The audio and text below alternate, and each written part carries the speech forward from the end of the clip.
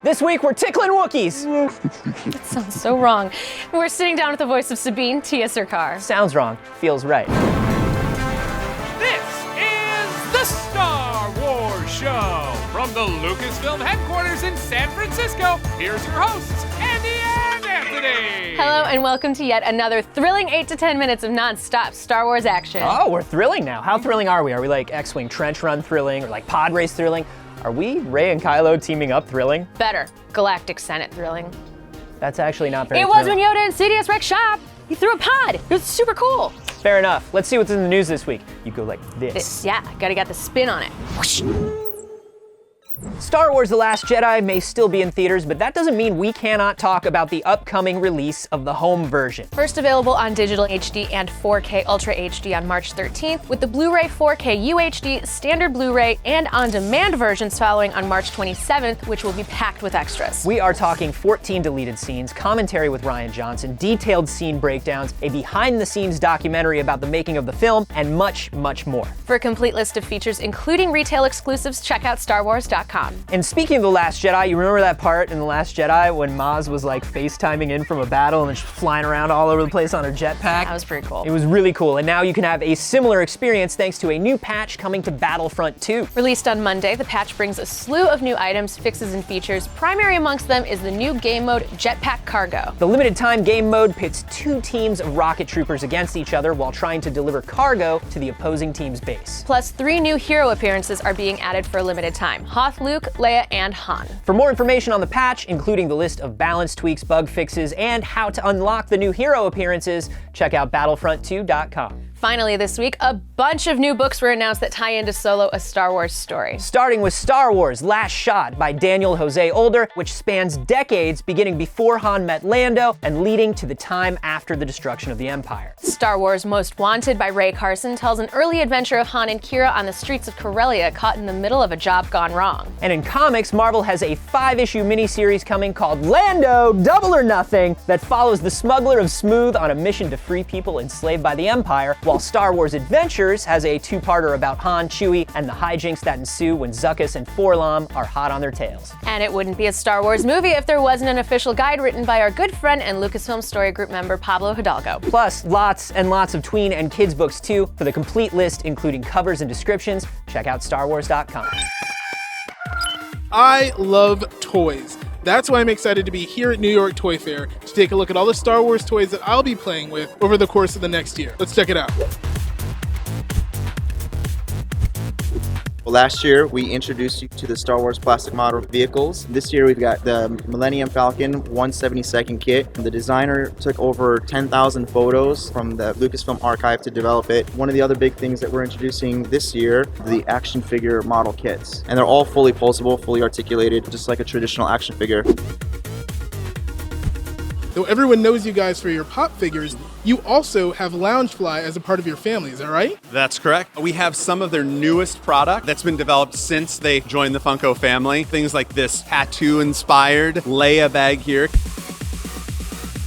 We've got some new announcements going on here. So we got super slick Lando Calrissian, we have Kira, and also Woody Harrelson's Beckett character. We had really great success with our photoreal technique. Vintage Collection is back. Here is our 2018 kind of look. We've got Last Jedi, we've got our new Han Solo, and the new Minbam Stormtrooper. We also have Dr. Aphra, a great mixture of characters. Help me take this mask off. We worked with the For Real brand to bring Chewbacca to life. That is only 2 out of over 100 sounds and expressions that Ultimate Co-Pilot Chewie will make when he's available this fall. This is Jabba's sailboat. It's over 4 feet long. Everyone has seen the deck and the sails and even Jabba's lounge, but they've never seen the prison cell with a decomposing Ithorian down in there. They've never seen the galley where Jabba gets all his froggy delights. It's truly a dream item, and that's what HasLab is all about. We are looking to get 5,000 backers. Once we get those backers, we go into production. We're really excited to unveil all LEGO Star Wars sets inspired by Han Solo, starting with Millennium Falcon. Throughout the show today, we've had a lot of enthusiasm over it. But it's not just Solo. You see Clone Wars, Force Awakens, and even The Empire Strikes Back. And that's a wrap from New York Toy Fair, where I have more important things to do. The captain says you are a friend.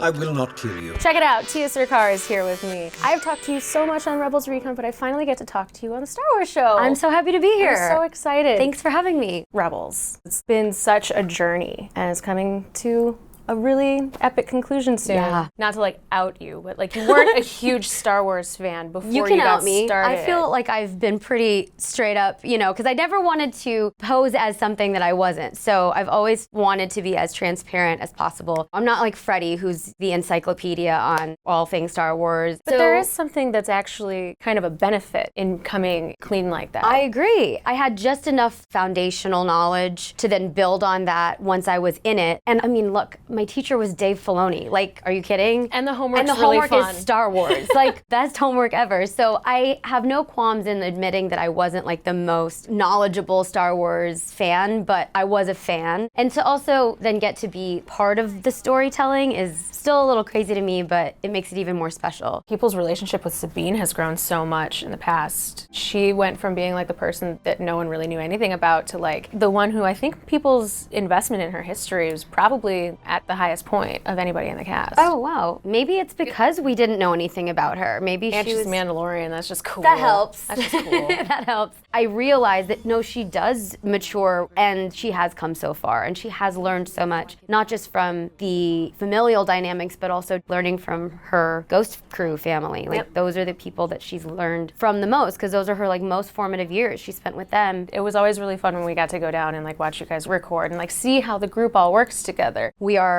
supremely lucky that Disney and Lucasfilm made it a priority for us to record together. I think a big part of why this show is so special, not just to me, I'll go ahead and speak for everyone, but for all of us involved, is that it's not just the material and it's not just the characters, but it's so much about the experience of making the show together, if that makes any sense. And as the show's progressed, the stakes have gotten higher. How do you think people are going to react to the finale here? I don't want Rebels to end. People have a lot of ideas, a lot of theories about who's who and what's going to happen. I've probably talked to you about this before, but do you know that my mom is now like Star Wars #1 fan? No. Oh my Tell God. me about this. Once I got to be a part of Star Wars Rebels, she like full throttle, like down the rabbit hole. She's like on every chat room, forum. She's like a fanatic now. Wow. She calls me and says like, so I don't know if you know this, but this, and I'm like, I'm on the show. Like, what are you telling? Like she called me after season 2 and was like, pretty sure Sabine's gonna die. That's what everybody's saying. And I was like, Mom, like, first of all, I would hope I would know the answer. And 2, what the heck? You know, that they're talking about it means they care. Totally. That's I am right there with you for any of you who are feeling sad that our story is ending. But I feel so pleased with how we're ending the story. Right. You know, I've said that each season gets better and bigger and more spectacular than the last. And I truly feel like the last half of season 4 is like on another level. And who knows if there will be more stories for Sabine to tell, if I'll get to be a part of that. I feel sad that this chapter is coming to an end, but there are so many like possibilities for the future that there's like a glimmer of hope that maybe I'll get to meet Sabine again in some capacity. Last week we asked for your opinion on who would make an amazing president from the Star Wars galaxy, and you had some thoughts. Definitely some thoughts. Our friend Star Wars Explained chose Biggs Darklighter because he's a war hero, has a firm handshake, impeccable fashion sense, and most importantly of all, a great mustache. Great mustache is most of what you need in life. Call Me Pat votes for Orson Krennic based on his success as a long-term project manager, his experience as a garrison deployer, and his closeness to providing peace and security to the galaxy while being on the verge of greatness. I don't know about Krennic, but I already know who his campaign manager is. That was some good spin. That was some good spin. Technically not wrong. Not wrong. David Frotchke chose Fodes and Bede for obvious bipartisan reasons. Dante DeMille picked Constable Zuvio because he works hard and sticks to the background. And Ian Perkins went with Kit Fisto because of his negotiation skills, tactics, and award-winning smile. Nobody can run against Kit Fisto's smile, right, Kyle? Yay. And as always, remember to like the video, subscribe to the channel, talk to us in the community tab on YouTube, follow us on Facebook, Twitter, and Instagram, and download the Star Wars app. Thanks for watching, and may the Force be with you. Yay. Lando, Double or Nothing, that follows the smuggler of Smooth. He is the smuggler of Smooth. Oh, ja. He is wonderful. It's wonderful. I love this Lando so much. He wears a lot of capes.